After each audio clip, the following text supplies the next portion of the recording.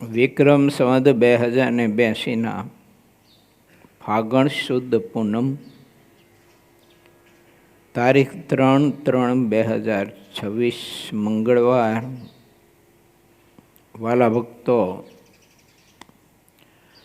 ભગવાન સ્વામિનારાયણે પંચાળામાં આજના આ પવિત્ર દિવસે રાસવનું ખૂબ જ મહાસુખ દિવ્ય સંત ભક્તોને આપ્યું હતું.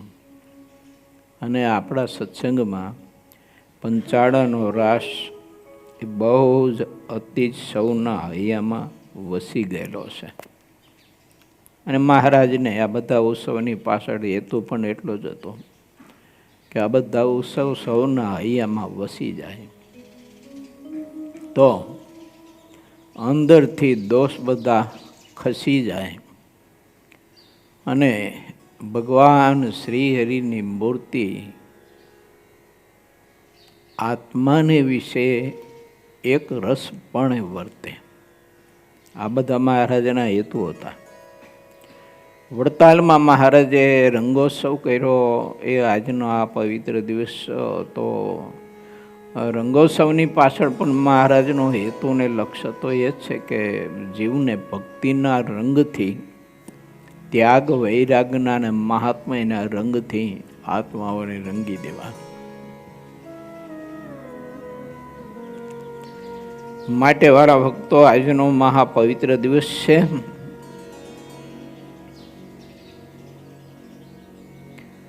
શ્રી નરનારાયણ દેવનો પ્રાગટ્ય દિન એટલે આજનો આ ઉત્સવ ભગવાનના ભક્તોએ ખૂબ જ ધામધૂમથી ઉજવવો. શા માટે? તો એટલા માટે કે પરમાત્મા બે સ્વરૂપે આ ધરતી ઉપર પ્રગટ થયા. ભૌમાસુર અને ઉર્ફે નરકાસુર નામના દૈત્યના ત્રાસથી સારા એ ભારતીય માનવ સમાજ અને સમગ્ર દેવગણને ભગવાને એમાંથી મુક્તિ અપાવી છે. એટલા માટે ભગવાનનું પ્રાગટ્ય હતું. અને માનવ સમાજને પોતાથી થઈ શકે એટલી તપસ્યા કરવા માટેનો પવિત્ર સંદેશો પ્રભુએ આપ્યો છે. સર્વજ્ઞ છે, સર્વકર્તા છે.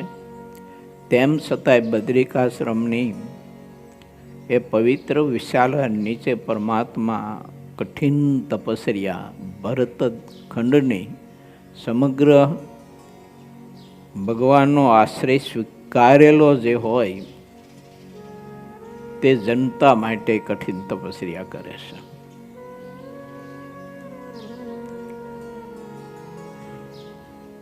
આપણી તપસ્યાથી કદાચ દોષોથી મુક્ત થવા માટે બહુ કઠણ પડે, પણ પરમાત્મા જો આપણા માટે તપસ્યા કરતા હોય તો કઠણ ન પડે. પણ એ પ્રભુની સાથે આપણી શ્રદ્ધા જોડાય તો. એ જ રીતે ભગવાન કે ભગવાનના સંત આપણા માટે જો જીવન જીવતા હોય ને આપણા માટે તપસ્યા કરતા હોય ને આપણા માટે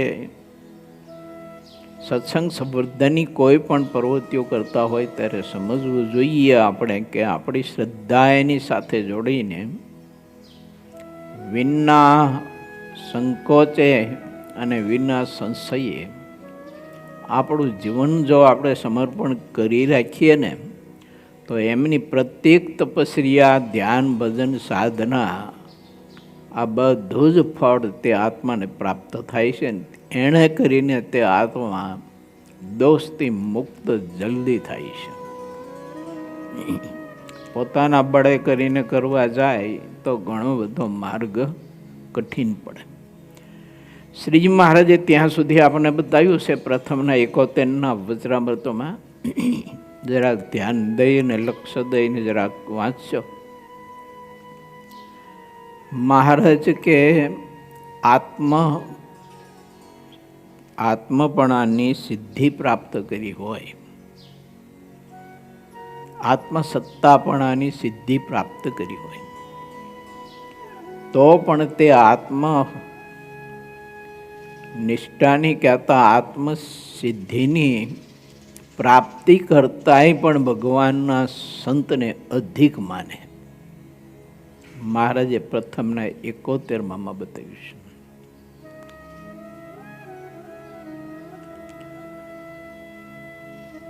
આત્મસત્તાની સિદ્ધિ કરતાંય પણ ભગવાનના સંતને જો મહાન માને આત્મા, તો આત્મસત્તાની સિદ્ધિનું માન બંધાય નહીં અને આત્મસત્તા સિદ્ધિના યોગ્ય કરીને આત્મા પરબ્રહ્મ પરમાત્માના સ્વરૂપનો આનંદ પ્રાપ્ત કરી શકે. નહીતર આત્મસત્તાની સિદ્ધિએ કરીને બ્રહ્મ સુધી ગતિ કરી શકે અને બ્રહ્મનો આનંદ પ્રાપ્ત કરી શકે, પણ પરબ્રહ્મના આનંદ સુધી ગતિ ન કરી શકે. મહારાજનો આ યોગ એક અદ્ભુત યોગ છે. મને તમને જો સમજાય તો આ બધી સિદ્ધિઓ કરતા ને આ બધી સામર્થ્ય કરતા ભગવાનના સંતને અધિક મહારાજ કહે કે માનજો, અને એવા સંત જ્યારે મળે ત્યારે સમજી લેજો કે આપણે આત્મસત્તાની સિદ્ધિને પ્રાપ્ત કરી ચૂક્યા છીએ, નિર્વિકલ્પ સ્થિતિને પામી ચૂક્યા છીએ. પણ ક્યારે? તો કે મન કર્મ વચને કરીને તે આત્મસત્તા રૂપે થઈ અને તે સંતનો સમાગમ જો કરતો હોય ને એના વચનમાં વર્તતો હોય તો આવી એને ગાઢ પ્રીતિ ભગવાનના સંતમાં જો હોય તો એને બધા સાધન માત્ર એ સંત વચનમાં અને સંત મહાત્મ્યમાં આવી જાય છે. કેટલો બધો સરળ અને શ્રેષ્ઠ અને ઉત્તમ માર્ગ મહારાજે આપણે સૌ કોઈને બતાવ્યો છે એટલું જ નહીં, પણ મહારાજે આપણને એવા સંત હરિભક્તોનો યોગ પણ કરી આપ્યો છે. ઘણી વખત માર્ગ તો બતાવ્યો હોય પણ સામે યોગ જોઈને હાલો આપણને તે રસ્તાનું જ્ઞાન તો છે જ, પણ સામે યોગ હોવો જરૂરી ને. તો મહારાજે રસ્તો તો બતાવ્યો પરંતુ યોગ પણ આપી દીધો. હવે આપણે જો મહારાજે કાર્યાણીના પહેલા વચરામૃતમાં જે વાત બતાવી છે ને, મહારાજ કે બુદ્ધિનો પ્રકાશ એ પણ એના દેવતા બ્રહ્મા કરી આપે છે, અને એ પ્રકાશમાં હું ને તમે જો અંજાઈ ન જઈએ અને ભગવાનના સંતના પ્રકાશમાં જો આપણે સમાઈ જઈએ તો મારા અને તમારા માટે રસ્તો બહુ સુગમ થઈ જાય, અતિ સુગમ થઈ જાય. પણ જીવ બધા જોઈએ તો બુદ્ધિના પ્રકાશના કરનારા બ્રહ્માજીના પ્રકાશમાં આત્મા બહુધા તમે જોવો તો અંજાઈ જાય છે. ભગવાનને ભગવાનના સંત જેવા સંત મળ્યા હોય તો એના વચનનો પ્રભાવ એને હોતો નથી, એના વચનનું કોઈ મૂલ્ય હોતું નથી, એના વચન પ્રમાણે વર્તતો નથી, એના વચન પ્રમાણે આરાધના તપસ્યા ધ્યાન ભજન નથી કરી શકતો, અને એના વચને જીવ પોતે ભગવાનના ચરણમાં શાંતિથી બેસી શકતો નથી. અને ચાર અંધકરણના દેવતાઓ જે પ્રકાશ કરી આપે છે ને એ પ્રકાશમાં આત્મા એટલો અંજાઈ જાય છે, એટલે એને ભગવાનના સ્વરૂપ સિવાય ને પ્રભુની મૂર્તિના આનંદ સિવાય બીજા વિષયો, બીજા કારણો, ઐશ્વર્ય, સામર્થ્ય, રૂપ, લાવણ્યતા, પંચ વિષય સંબંધી કોઈ પણ હોય તો એ અધિક મનાય છે. શા માટે? તો કે ચાર અંધકરણના દેવતાએ આપેલો પ્રકાશ એમાં આત્મા અંજાઈ ગયો એટલે મૂર્તિ દેખાતી નથી, એને મૂર્તિનું સુખ નથી દેખાતું. માણસ બહુ અંજાઈ જાય ને પછી બીજું કાંઈ દેખાય નહીં એને. રાત્રિ વાડીઓમાં રહેવાનો એવો યોગ કહેતા ફરજ પડતી હતી. પછી માથડા ઉપર ઉતા હોય, 5 સેલની મોટી બેટરી આવતી. ઓલા રોજ અને લીલ આવે ને રાત્રે, એટલે એ 5 સેલની બેટરીનો પ્રકાશ સીધો જ એની આંખ ઉપર પડે ને, એમ માથડા ઉપર બેઠા બેઠા બેટરીનો પ્રકાશ જ્યારે કરીને, મારો અનુભવ હું તમને કહું છું. પછી એ બેટરી એમને પકડી રાખવાની, એનો પ્રકાશ એની આંખ સામે જ રાખવાનો. એ માથડા ઉપરથી નીચે ઉતરી અને ધીમે ધીમે ચાલતા ચાલતા ચાલતા ઠેઠ છે રોજ ને લીલની પાસે પહોંચી જઈને તો એ ઓલાને દેખાય નહીં આવનાર વ્યક્તિ. અને પછી હાથમાં જે કંઈ હથિયાર હોય એ ઉગામીને હાકોટો પાડે ને ત્યારે ઓલાને ખબર પડે ત્યારે પછી ભાગે ઊભી પૂંછડીએ.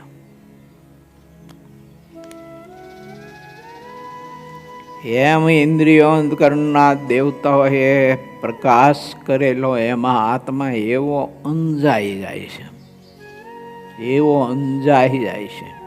એની સામે જ મૂર્તિ છે, એની સામે જ સંત છે, દેખાતા નથી. નથી દેખાતાનું મિનિંગ, વિષયોમાં અંજાઈ ગયેલો આત્મા તે સંતના હૃદયની સર્વોત્કૃષ્ટ પોતાના કલ્યાણ માટેની અને પરબ્રહ્મ પરમાત્મામાં આત્માને જોડી દેવા માટેની જે એની ભાવના જે છે ને એ એને નથી દેખાતી, એટલે એનું વચન નથી મનાતું એને. પછી એના વચનને એ તરસોડે ઉલ્લંઘે અને જે દેવતાઓએ પ્રકાશ પાથરી આપ્યો છે એમાંથી બહાર નથી નીકળી શકતો જીવ. ભગવાને કેટલો બધો સર્વોત્તમ સર્વશ્રેષ્ઠ યોગ આપ્યો હોય છે. મહારાજના વખતના ઘણા બધા એવા પ્રસંગો છે કે ઘણા બધા સદગ્રસ્તો ગઢપુર આવતા, મહારાજે આજ્ઞા કરે કે રોકાવ, સંતોનો સમાગમ કરો, ભજન કરો, સેવા કરો, નાના મોટા પ્રસંગનો આનંદ માણો. ત્યાં ગ્રસ્તાશ્રમમાં ઘેર તમારે બધી ઉપાધિ છે, બૈરા છોકરા કયું કરતા નથી, તમારે રોજ ઝઘડા થયા કરે છે અને કંઈ શાંતિથી રોટલો ખાઈ શકતા નથી, તો ધ્યાન ભજન તો ક્યાંથી થાય? માટે અહીં રોકાવું કરો, ધ્યાન ભજન સેવા થાય એટલી કરો. 2-4 દિવસ રોકાય ત્યાં પાછું ઓલું બધું યાદ આવે ત્રિપંખડો, કારણ કે અંજાઈ ગયેલો આત્મા હોય ને. જ્યાં અવતારી પુરુષોત્તમ નારાયણ પોતે સ્વયં એ પરમહંસોને જેમ સ્વાદિષ્ટ રુચિકર ભોજન પીરસીને જમાડતા હોય એમ આને પંક્તિમાં બેસાડીને જમાડે. સ્વયં મહારાજ પોતે ભાવથી એને જમાડે, વહાલ કરે, પ્રેમ આપે. દિવસમાં મહારાજ જેટલી વાર બહાર નીકળે એટલી વાર એની કુશળતા પૂછે, કેમ છો ભગત, મજામાં છો ને, ફાવે છે ને, અનુકૂળ છે ને, ખાવા પીવાનું તો અનુકૂળ છે ને. આટલો પ્રેમ આપે તોય ઓલો ત્રિપંખડો યાદ આવે એને. તમે વિચાર કરો કે અંધકરણના દેવતાઓ આત્માને કેવો અંજાવી દે છે, કેવો પ્રકાશ કરી આપે છે. કાર્યનું પહેલું વચનાવતી એમ કે વાંચજો.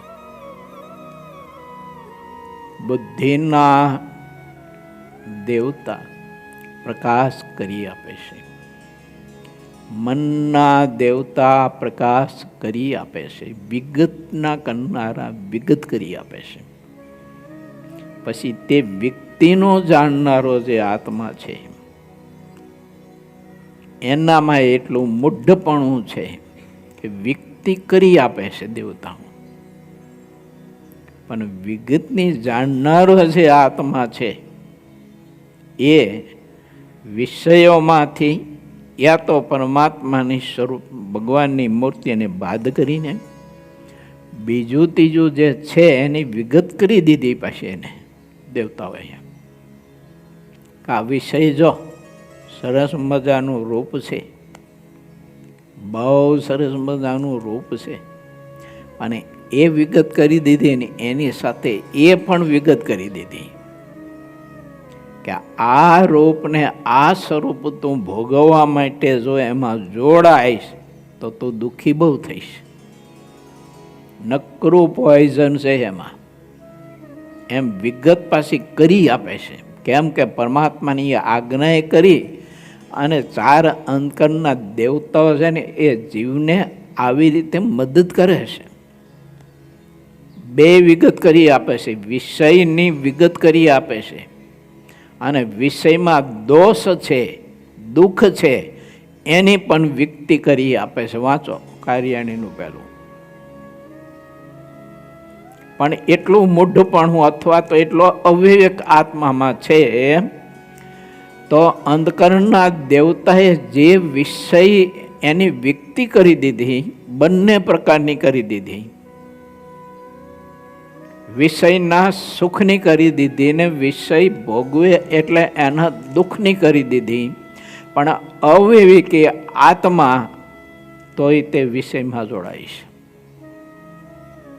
અને ભગવાનના સંત દેવતાએ વ્યક્તિ કરી દીધી, જે દુઃખરૂપ હશે વિષય એને સંત પક્વ કરાવે છે કે ભલા માણસ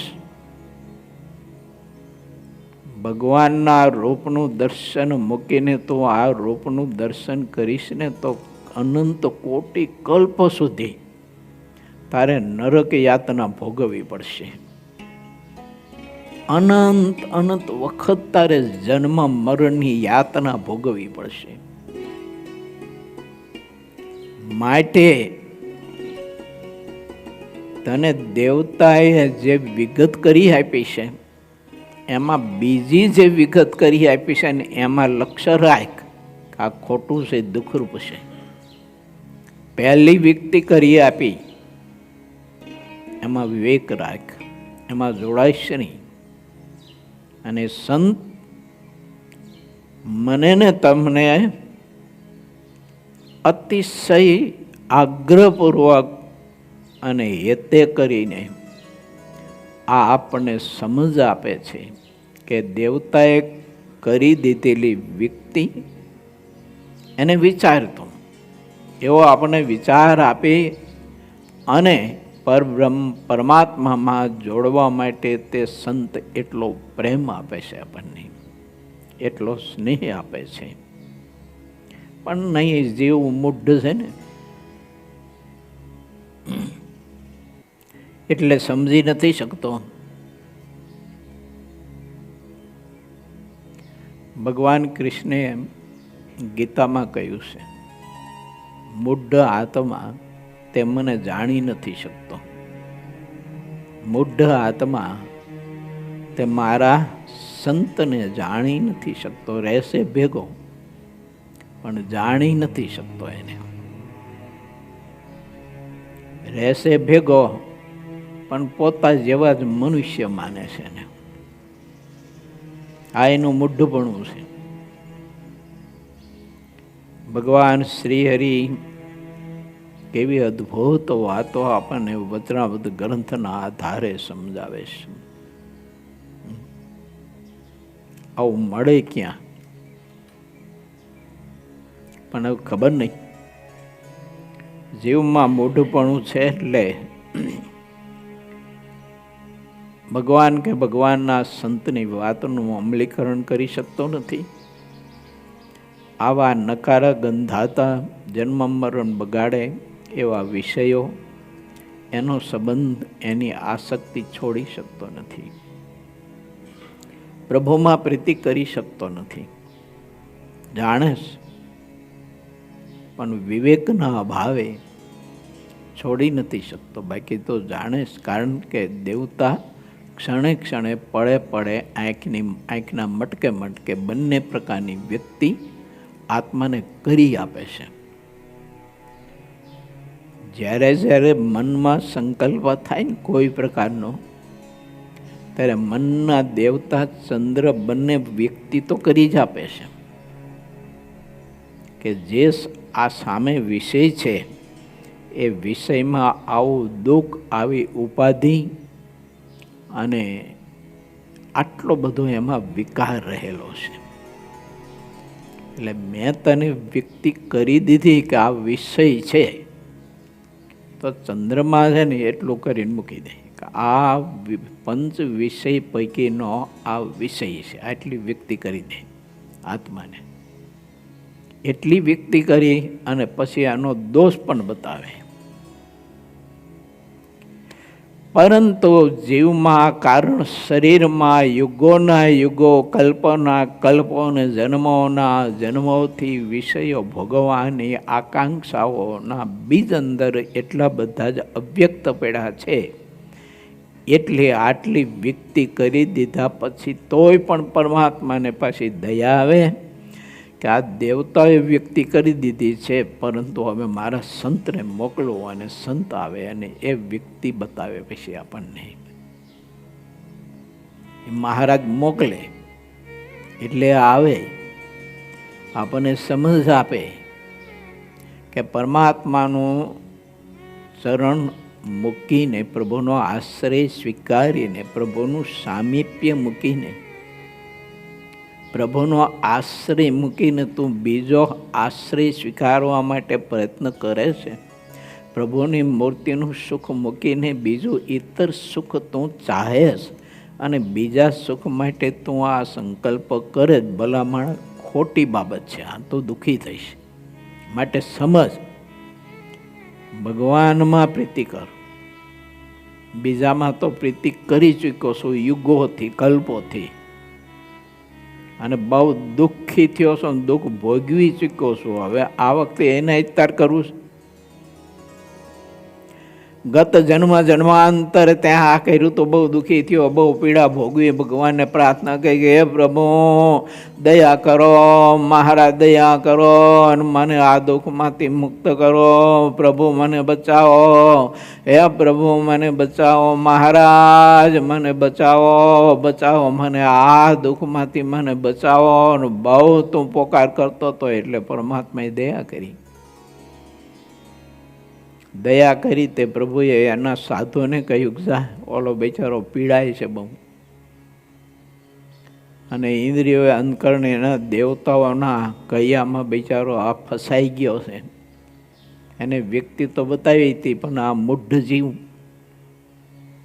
એવા દુઃખદ અને અતિશય તીખા લવિંગા જેવા વિષયોમાં બદ્ધ થઈ ગયો છે, ને એવો પીડાય છે, ને એવી બળતરા થાય છે ને. લવિંગિયા મરચા તમે ખાવ એટલે બળતરા બહુ થાય બે મોઢામાં, પેટમાં એટલી બધી દાહ બળે, પારાવાર દાહ બળે.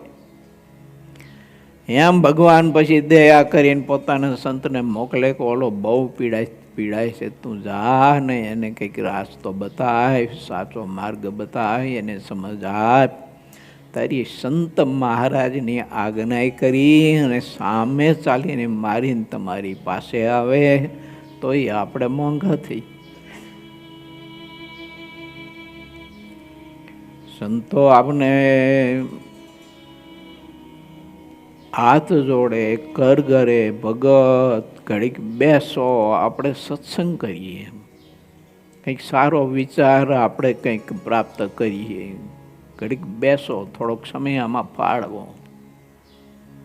પણ તોય જીવ ઓલા વિષયમાં અંજાઈ ગયો છે ને, એટલે સંતની દયા અને પ્રેમ, એની લાગણીને એનો સ્નેહ નથી સમજી શકતો. કેટલું મૂઢપણું છે એનામાં. ઘણી વખત મને તમને એમ થાય કે આપણે ભગવાન સ્વામિનારાયણના આશ્રિત છે ને, સાંજ હવે પૂજા પાઠ આરતી સ્તુતિ બધું કરીએ છીએ, દાન પુણ્ય કરીએ છીએ, વ્રત તપ કરીએ છીએ, એટલે આપણામાં મૂઢપણું ક્યાંથી હોય? તો આપણામાં મૂઢપણું અહીંયા હોય. જો એને ભગવાનના સંત કરતા બીજું બધું જ પ્રધાન હોય. પણ ભગવાનના સંતના વચનમાં જીવ વર્તી નથી શકતો. મહારાજે બહુ અદ્ભુત વાત બતાવી છે આપણને. સંતનું મહાત્મા સમજ્યા વિના મહારાજ કે માન જતું નથી લોયાનું સોળમું. સંત મહાત્મા સમજ્યા વિના મહારાજ કે માન નહીં જાય, અને માન નહીં જાય તો પછી એકેય બીજા દોષ નહીં જાય. કેમ કે એને આશ્રીને બધા દોષ માત્ર રહ્યા છે, માનને આશ્રી રહ્યા છે. માટે મહારાજ કહે છે સંતનું મહાત્મા હેત લાવીને સમજવું, એમ શબ્દ મહારાજ વાપર્યો છે. સંતનું મહાત્મા એ મહારાજ કે હેત લાવીને સમજવું, એમ હેતે કરીને સમજવું, જ્ઞાને કરીને નહીં. આ બહુ મોટા છે ને વચનસિદ્ધ છે ને એમ નહીં, આ બહુ પ્રતાપી છે ને બહુ મોટા વક્તા છે ને એમ નહીં, અને લાખો માણસો માને છે ને પૂજે છે ને એમ નહીં. મહારાજ કે હેત લાવીને મહાત્મા સમજવું. હેત વાત આખી જુદી છે, ઓલો માર્ગ જુદો. હું વિચારું આ તો પુરુષોત્તમ નારાયણના શબ્દ છે, એક એક શબ્દમાં તો કેટલું બધું તત્વ અંદર બધું પડ્યું હોય છે. આપણે ત્યાં એમના બધો વાંચે જતા હોય એવું. ચાલો, મહારાજના આવા બધા સદવિચારોમાં આગળ આપણે ગતિ કરવા માટે કથામાં પ્રવેશ કરીએ. પૂર 24મો, તરંગ 28મો, લોયાનું 17મું વચનામૃત.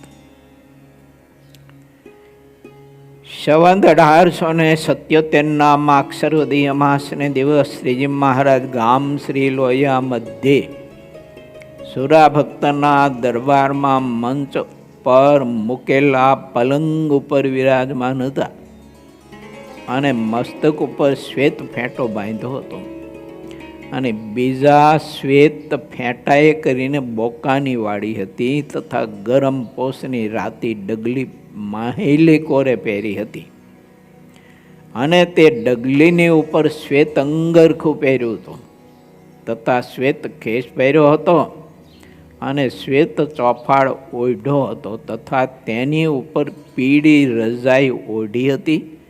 તેની શોભા મુક્તિ કહેતા આવડતી નથી, અને પોતાના મુખારવિંદની આગળ મુનિવરો તથા દેશ દેશના હરિભક્તોની સભા ભરીને બેઠી હતી.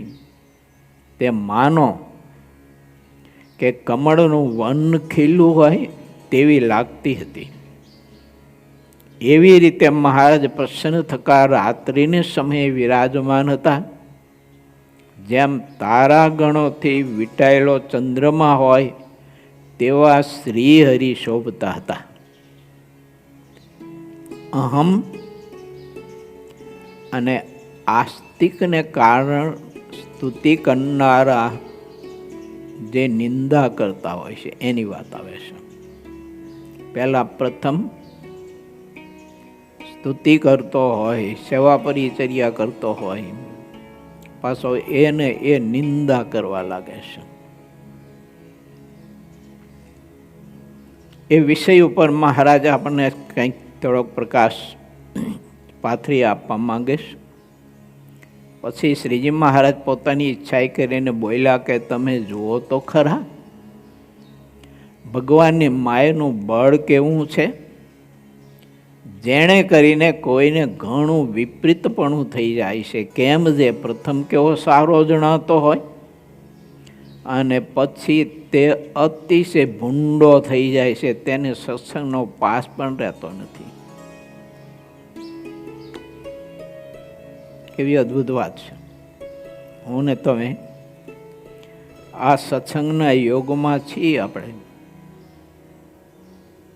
અને આમાંથી આપણું કંઈ મન ધાર્યું ન થયું હોય, આપણી ઈચ્છા પૂર્તિ ના થઈ હોય, તો આમાંથી આપણે બહાર નીકળી જઈએ તો વાંધો નથી, બહાર નીકળી જાય તો ઠીક છે.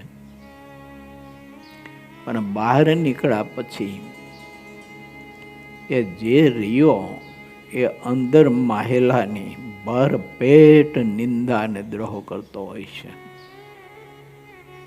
પહેલા સ્તુતિ કરતો હતો, આજ્ઞા પ્રમાણે વર્તતો હતો, સ્તુતિ કરતા કહેતો હતો કે તમારા જેવા સંત તો બ્રહ્માંડમાં મેં જોયા નથી, તમારા જેવા ભક્ત તો આ બ્રહ્માંડમાં ક્યાંય મેં જોયા નથી, આવું સ્થાન ભરતખંડમાં ક્યાંય જોયું નથી. પહેલા સ્તુતિ કરતો હતો. મનનું કંઈક વાંકું ચૂકું થયું, ઈચ્છાઓનું કંઈક વાંકું ચૂકું થયું, યા તો પોતાના સ્વભાવને ખૂબ જ ખોયદા, એટલે સ્વભાવ ઉપર ખૂબ જ વઢવેડ કરી અને વાંકું પડ્યું. પછી જેમ હાથ જોડીને સ્તુતિ કરતો હતો ને એમ હાથમાં ધોકા લઈને પછી નિંદા કરે. આવું વિપરીતપણું થાય છે. એટલે મહારાજે કહ્યું કે જુઓ ને માયાનું બળ કેવું છે, આશ્ચર્ય વાત છે આ. જુઓ ને માયાનું બળ કેવું છે. આ છોકરાઓ છે ને આ ભણે બરાબર, નિયમિત પૂજા પાઠ કરે છોકરાઓ, આપણે બધાની વાત છે. નિયમિત પૂજા પાઠ કરી, કથા કીર્તન સેવા પરિચર્યા બધું આપણે છોકરાઓ બધા કરીએ. પણ અહીંથી આ બહાર ગયા પછી એને કોઈ એવો સંગ મળી જાય અને આ સંસ્કાર ધામ વિશે ખોટા ખ્યાલો નાખે, સંતો હરિભક્તો પ્રત્યે ખોટા ખ્યાલો નાખે, અને આપણામાં કોઈ માનો કે આપણે આ સંસ્થામાંથી બહાર ગયા પછી આપણામાં કોઈ ખોટા ખ્યાલો નાખે, એટલે માણસની બુદ્ધિ તરત વિપરીત થઈ જાય. અહીંયા હોય ત્યારે ખૂબ મહાત્માથી સેવા પરિચર્યા બધું જ કરતા હોય,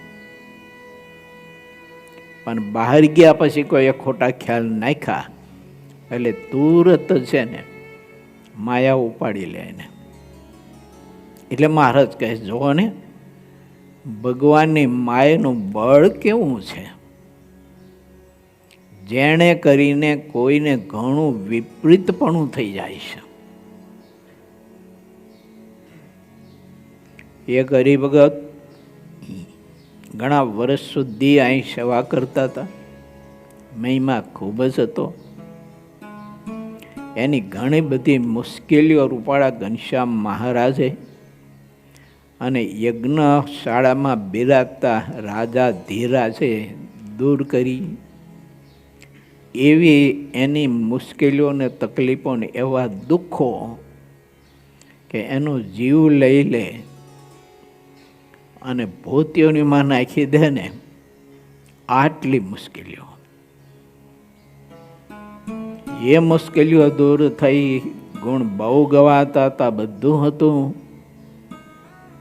પણ થોડુંક વાંકું પડ્યું કોઈના દ્વારા અને કોઈએ ખોટા ખ્યાલો નાખ્યા તો આજે મતિ હાવ વિપરીત થઈ ગઈ છે. બોલો, આ મહારાજ વાત જે કરે ને એ બધી મૂર્તિમંત જોવા મળે આપણને.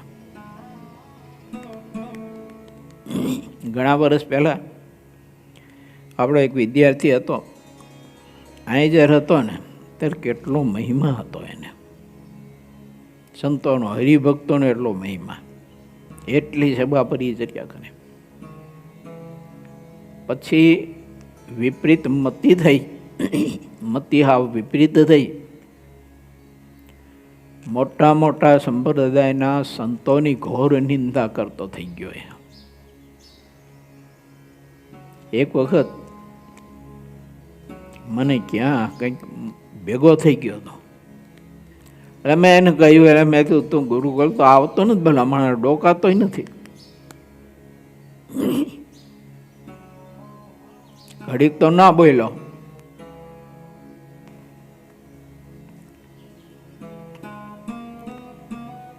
પછી અંદર જે ભીડું એ બધું નીકળવા માંડે ને, એટલે મોટા મોટા સંતોની કી ખબર હે,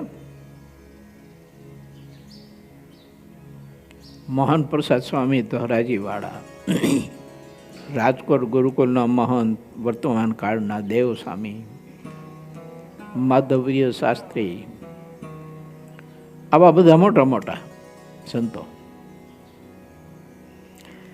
મેં એને કહ્યું, મેં કીધું ભલો માણસ, આવી તારી વિપરીત મતિ કેમ થઈ? અહીંયા ભણતો તો ત્યારે તને મહિમા કેટલો હતો, આ બધું ક્યાં ગયું? મને કે મારા મામા કહેતા હતા, મારીના મામા છે ને એ કંઈક વિરુદ્ધ સાઈડમાં જોડાયેલો હશે એ સંપ્રદાયમાં, તો કાંઈક બધું મોટો સાગર જેવો સંપ્રદાય, એટલે એમાં તો બધું વિવિધ પ્રકારનું હોય જ. તો કોઈ કોઈ ટોળામાં એ જોડાયેલો હોય છે એનો મામો. તો આના કાનમાં એવા ખોટા ખ્યાલો સંતો પ્રત્યે, આચાર્ય પ્રત્યે, દેવ પ્રત્યે, મંદિરો પ્રત્યે એવા નાખેલા. મેં કીધું આને તો હારો નરક નહીં હંગરે. આ બની ગયેલી વાસ્તવિક વાત હું તમને કહું છું. મારા તીમાં કહે છે કે માયાનું બળ તો જુઓ કેવું છે, કે પહેલા કેવો જણાતો અને સારો જણાતો ને કેવો વિપરીત થઈ જાય ને કેવો વિપરીતથી પછી આગળ શબ્દ વાપરો અતિશય ભૂંડો થઈ જાય છે. વિપરીત તો થાય પણ અતિશય ભૂંડો થઈ જાય છે.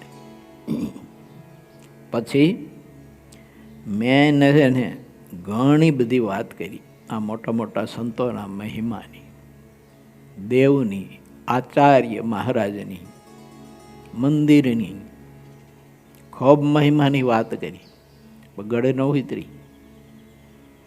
હવે તમે વિચાર કરો, એ દેહ પડશે ત્યારે એ જીવને નરકે હંગરશે. મહારાજ એમ કહેશે કે ભગવાનની માયનું બળ કેવું છે જુઓ તો ખરા. આ છોકરાઓ અહીંયા ભણે છે તો બધા નિયમમાં એ રે, બહારનું ખાવા પીવાનું, આ તે મોબાઈલો, બીજું ત્રીજું બધું, પિક્ચરો કંઈ અહીં તો મળે નહીં જોવા. પણ બહાર ગયા પછી માયાનું બળ કેવું છે ખબર નહીં, આ વિપરીત કરી નાખે. એટલે આ છોકરાઓની આપણે બીજી કોઈ ચિંતા નહીં, પણ એ ચિંતા ખરી કે આટલો બધો શ્રેષ્ઠ યોગ આપ્યો છે અને અહીંથી બહાર ગયા પછી, બહારનો અભ્યાસ કરવા માટે ગયા પછી જો આ લોકો માયાના છાયામાં જો આવી જશે ને તો અહીંયા ઘણું બધું શ્રેષ્ઠ જીવન છે એનું, કે અનાદિ મુક્તની સ્થિતિને પામે ને એવું શ્રેષ્ઠ જીવન છે. પણ હાવ વિપરીત થઈ જાય. કેમ કે માયાનો પડછાયો માથે ફરી ગયો. આપણી જ વાત આપણી એમ જ હોય. આજે આપણે આ સત્સંગ, કથા, કીર્તન, ધ્યાન, ભજન ખૂબ કરીએ છીએ, પણ જો માયાના છાયામાં જો આત્મા આવી ગયો તો આંધળો થઈ જાય. નિષ્કુળાનંદ સ્વામીએ લખ્યું છે કે બહેનો જ્યારે માસિક ધર્મમાં હોય અને સર્પ નીકળ્યો હોય અને એ સર્પ ઉપર એ માસિક ધર્મવાળા કોઈ પણ બહેન એના શરીરનો પડછાયો ખાલી પડ્યો હોય ને તો એ સર્પ જ્યાં સુધી એ બહેનો માસિક ધર્મમાં હોય એટલા 3 દિવસ સુધી સર્પ આંધળો થઈ જાય છે. આ નિષ્કુળાનંદ સ્વામી કાવ્ય એમ લખ્યું છે. બોલો, ખાલી કાવ્ય એમ નહીં, હું નાનો હતો ત્યારે મેં જોયેલું છે નજર સામે. જો લગભગ હું 3જું ધોરણ ભણતો ત્યારે આ કોઈ એક માજી માસિક ધર્મમાં હોય છે અને સર્પ કંઈક ઉંદેડા માટે ફેરવો હોય છે, અહીંયાથી નીકળો છે ખારેથી, એમાં ખબર નહીં હોય તે પણસાયો પડી ગયેલો હોય છે. તે એ મકાન દિવાલે ખાર હોય ને પાણી નિકાલની, અહીંયા 3 દિવસ સુધી ઘૂંસરો ઓળીને પડ્યો રહ્યો. મેં જોયેલો નજરે. હલી ન શકે, હલી ચલી ન શકે, આંધળો થઈ જાય. એમ માયાનો પડછાયો પડ્યો એટલે આત્મા છે ને આંધળો થઈ જાય. પછી પોતાનું કલ્યાણ સુખ આ ન દેખાય, અને નરું દુઃખ જ સુખ દેખાય. આંધળો થાય એટલે વિપરીત થાય. એવું પછી દુઃખ છે ને એ સુખ જ દેખાય. આ છોકરો હોય પણ પછી કોલેજમાં જાય ને એટલે માયાના પડછાયામાં જો આવી જાય ને તો આ કોઈ છોકરી બોકરીમાં જો બંધાઈ જાય ને આ છોકરામાંથી કોઈ આંધળો જ થઈ જાય તમારી. એને મા નો દેખાય, બાપ નો દેખાય, એને બીજું કશું જ ન દેખાય, નરું એ જ દેખાય. અને જિંદગી હાવ ખતમ થઈ જાય એની. તો શ્રીજી મહારાજ વાત કરે, આ બધી તો મૂર્તિમંતો વાત છે. મહારાજે વચનાથમાં લખ્યું છે કે આ વાર્તા અમે કરીએ છીએ ને એ મહારાજ કે મૂર્તિમંત છે. વચનાવત છે ને એ મૂર્તિમંત ગ્રંથ છે. એમ ઘણા બધાની માયાનો છાંયો પડ્યો ને એટલે વિપરીત મતિ થઈ ગઈ અને અતિશય ભૂંડા થઈ ગયા. માટે વિચાર્યો મહારાજ બહુ અદ્ભુત વિચાર આપે છે. આપણે સૌ કોઈ માયાથી દૂર રહેવા માટેનો પ્રયત્ન કરીએ અને ભગવાનના સંતનો આશ્રય ન છોડીએ. રહેતા હોય હું તો કહું ગમે તે ભારત દેશના છેડે કે અમેરિકા કે ઓસ્ટ્રેલિયા કે કેનેડા કે લંડન કે પછી કોઈ પણ દેશમાં રહેતો હોય પણ ભગવાનના સંતનો આશ્રય અને ભગવાનના સંતનો સંબંધ ના છોડવો જોઈએ. જો છૂટો તો માયા તુરત જ પંજામાં લઈ લેવાની, તુરત જ. ગમે તે અમે ત્યાગી હોય તો ભલે, તમે ગ્રસ્ત હોય તો ભલે, આ છોકરા હોય તો ભલે, અને સંતનો આશ્રય છોડ્યો. જો અહીં રહેશે ને આ છોકરાઓ, આપણે બધા અહીં જ રહી છે ને, તો આવું શ્રેષ્ઠ વાતાવરણ છે ને. અને જેને સંતનો આશ્રય નહીં હોય ને, પ્રીતિ નહીં હોય ને, એ ઘણું બધું છાનું માનું જીવન જીવતો હોય છે. ખાવા પીવાથી માંડીને, જોવાથી માંડીને ઘણું બધું છાનું જીવન જીવતો હોય છે. કેમ? એને ભગવાનના સંતનો આશ્રય નથી. આશ્રયનો મિનિંગ એવો નથી કે તમે ભેળા રહો એટલે આશ્રય કહેવાય, એમ મિનિંગ નથી. એની મરજીમાં રહો એને આશ્રય કહેવાય. એની મરજી લવ લેસ ન છોડે. મહારાજે વચનાથમાં લખ્યું ગમે તેટલો દૂર જાય તો એને બીક રહે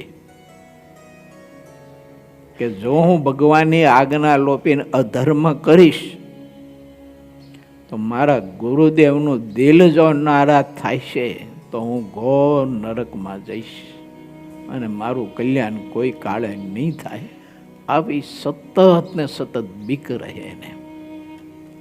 જેને આશ્રય હોય ને એ ભેળો હોય તો એમ વર્તે, દૂર હોય તો એમ વર્તે. અને ભેળો રહેતો હોય પણ આશ્રય જો ન હોય તો પછી પોતાની રીતે જ પોતે વર્તતો હોય. કેટલોય અધર્મ કરતો હોય, કેટલું ખોટું કરતો હોય, કેટલું ખોટું જીવન જીવતો હોય, કેટલું કપટી જીવન જીવતો હોય. મહારાજની વાત બહુ અદ્ભુત છે. એટલે ભગવાન શ્રી હરિ આપણે બતાવે છે કે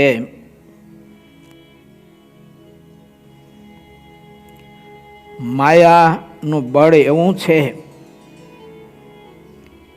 કે ઘણું બધું વિપરીતપણું આવી જાય છે ને અતિશય જીવ ભૂંડો થઈ જાય છે. પ્રથમ તો બહુ સારો દેખાતો હોય માટે આવું કેમ થતું હોય છે એમ કહીને શ્રીહરિએ સંતો પ્રત્યે કહ્યું કે હે સંતો, આજ તો હવે તમે બીજો કંઈક પ્રશ્ન પૂછો તો અમે વાત કરીએ. ત્યારે નિત્યાનંદ સ્વામીએ પૂછ્યું છે, હે મહારાજ, જે મનુષ્ય પ્રથમ સારો હોય, નમ્ર ચિત્તનો હોય અને વારંવાર સંતોની સ્તુતિ કરતો હોય અને તેનો તે પાછો નિંદા કરવા માંડે છે. માટે ગમે તેવા દેશ, કાળ, ક્રિયા અને સંગ વિષમ થાય તો પણ સદા સારો ને સારો જ રહે, પણ કોઈ રીતે કરીને ક્યારેય તેની બુદ્ધિ વિપરીત થાય નહીં. આવી શુદ્ધિ તેમાં શું કરવાથી રહે? હવે તે ઉપાય મહારાજ બતાવો આમાંથી બચવાનો. હવે તો કે આત્મા શુદ્ધ ને શુદ્ધ કેમ કરીને રહે?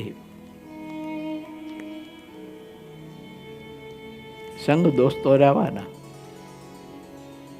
ઇન્દ્રિયો અંતકરણી ન દેવતાના સંગ તો આપણે રહેવાના. એને બચવું જરૂરી છે ખરું. બહુ વિચારવા જેવી વાત છે મહારાજની.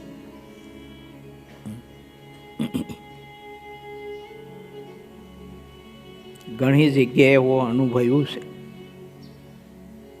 સંતો જેવા સંતો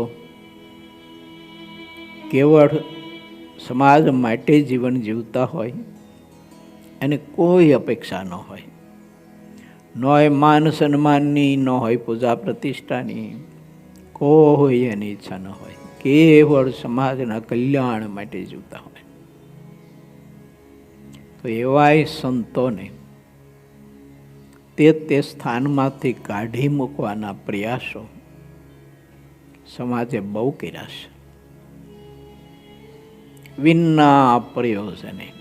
એ સમાજ પાસે એની કોઈ દિવસ હાથે લંબાયો ન હોય અને પોતાનો ધ્યાનનો, ભજનનો વગેરે વગેરે કિંમતીમાં કિંમતી સમય એના માટે ફાળવી કલાકોની કલાકો સુધી કથા વાર્તાઓ કરતા હોય.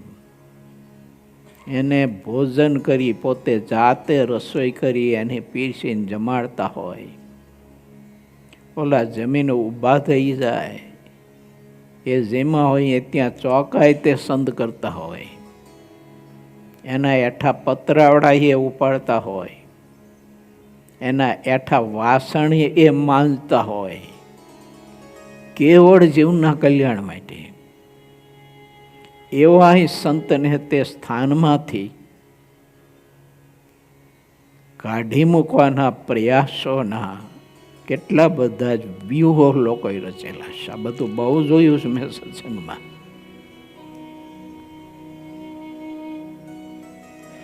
માટે આપણે વિચાર કરીએ કે આપણા જીવનમાં આવું ન થાય. જો આ એના માટે મિટિંગો કરે, ખાનગી મિટિંગો કરે કે આ સાધુને કેવી રીતે આપણે કાઢવો, અને કાઢવો તો પડશે જ. એમ કેમ કરવું, શું કરવું વગેરે વગેરે. ટોળું બધું ઘણું બધું હોય પાછું એમાં. તો આપણને એમ થાય કરે રે આ માયાની વિપરીતતા તો દેખો. ઓલો સંત ભગવાન જેવો સાધુ છે, એને કાંઈ સમાજ પાસે લેવું નથી, કશું જ લેવું નથી સમાજ પાસે. તોય આને કાઢવો તો પડશે, આની બદલી તો કરવી પડશે. ન હાલે, આ હાલે નહીં. કેમ? આપણું કહ્યું નથી કરતો. તમારું કહ્યું કરે ને તો તમે હારા પૈણાઈ દો બધા ભેગા થઈને. જો કારણ કે ગુણાદિદાન સ્વામી એવું લખ્યું છે કે બાપના હૃદયમાં સ્ત્રી છે, તેની સ્ત્રી જ ગાલે, હૃદયમાં બીજું શું ગાલે. મહારાજની આ વાત મને તમને બેને આકરી પડે એવી છે, પણ સમજવી જરૂરી છે કે પરમાત્મા જ્યારે કોઈ એવા સંત આપે તો, કોઈ ત્યાગી કે ગ્રસ્ત, હું બધા માટેની વાત કરું છું, મારી પણ કરું છું, કે મને જ્યારે ભગવાન એવા સંત આપે તો તે દિશે સમજવા પ્રયત્ન કરવો જોઈએ. એને કાઢવા માટે પ્રયત્ન ન કરાય. એને આપણી આજ્ઞામાં વર્તાવવા માટે પ્રયત્ન ન કરાય, એની આજ્ઞામાં વર્તવા માટેનો આપણે પ્રયત્ન કરવો જોઈએ. કેમ કે ઠાકોરજી આપ્યા છે, ત્યારે ઠાકોરજી ક્યારે આપ્યા છે વિચાર કરો તમે. કેટલી દયા હશે જીવ ઉપર. અને એવા સાધુ પાછા ઠાકોરજી આપ્યા હોય કે જે એ સાધુને ઓલા સમાજ પાસે કશું કોઈ અપેક્ષા ન હોય, માન સન્માનની બીજું ત્રીજું, એના કેટલાય અપમાનો, કેટલા એના બધા જે કંઈ સ્વભાવો બધું સહન કરીને પણ એની સેવા પરિચર્યા કરતા હોય. બોલો, માટે આપણે વિચારીએ, બને તે કે સમાજ હોય કે ગ્રસ્ત સમાજ હોય, બેમાં હોય. પ્રસંગ તો ઘણા છે બની ગયેલા, પણ હવે કાંટો બહુ આગળ વયો જાય ને આજ આત્મીય સભાનો પવિત્ર દિવસ છે. મોટા મોટા સંતોને સમાજે દ્વારા પહેરાવી અને કાઢી મૂકવાના પ્રયાસો કર્યા છે. ત્યારે કેવા ભૂંડા સ્વભાવ છે ને કેવી વિપરીત બુદ્ધિ થઈ છે કે જે ભગવાનને લઈને ભગવાન કહેવાય, એમ તેને પરમાત્માનો સાક્ષાત્કાર. ત્યાગ વૈરાગની મૂર્તિ કેવી ખબર?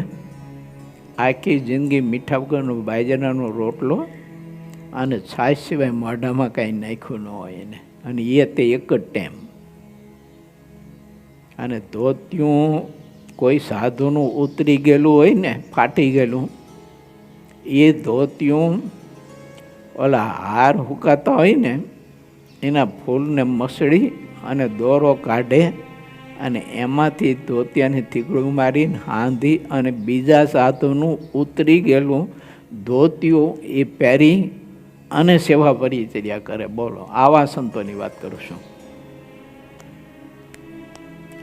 માટે મારે તમારે સાવધાન રહેવું કે માયા ક્યારેય આપણને આવી રીતે વિપરીત ન કરી નાખે. જો વિપરીત માયાએ આપણને કર્યા તો ભૂંડો સ્વભાવ થઈ જાય છે.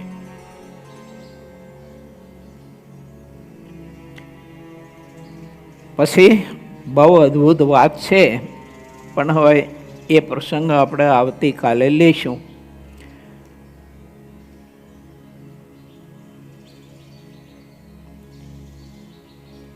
બુદ્ધિ શુદ્ધ ને શુદ્ધ રહે, વિપરીત ન થાય, તે શું કરવાથી રહે? આવો નિત્યાનંદ સામે પ્રશ્ન કર્યો. મહારાજ એનો પ્રત્યુત્તર કરશે 16મી ચોપાઈમાં. આવતીકાલે આપણે એ પ્રસંગ લઈશું. આજે વાલા ભક્તો, આત્મીય સભા એવમ રંગોત્સવનો મહાપવિત્ર દિવસ છે. એટલે ધામધૂમથી આ ઉત્સવ અને આત્મીય સભાનો આપણે સૌ કોઈએ અનેરો લાભ લઈ અને માયા આપણને વિપરીત ન કરી શકે એવી સમજણ ને એવી નિષ્ઠા અને એવો આશ્રય દ્રઢ કરીને જીવનને આપણે કૃતાર્થ કરીએ એવો મહાદિવ્ય અવસર છે. તો અહીંયા કથાને અત્યારે વિરામ. શ્રીપતિમ સિદ્ધરમ સર્વદેવીશ્વરમ ભક્તિધર્માતુજમ વાસુદેવમ હરે કામદામ કારણમ સ્વામિનારાયણમ નીલકંઠમ ભજે સહજાનંદ સ્વામી મહારાજની જય.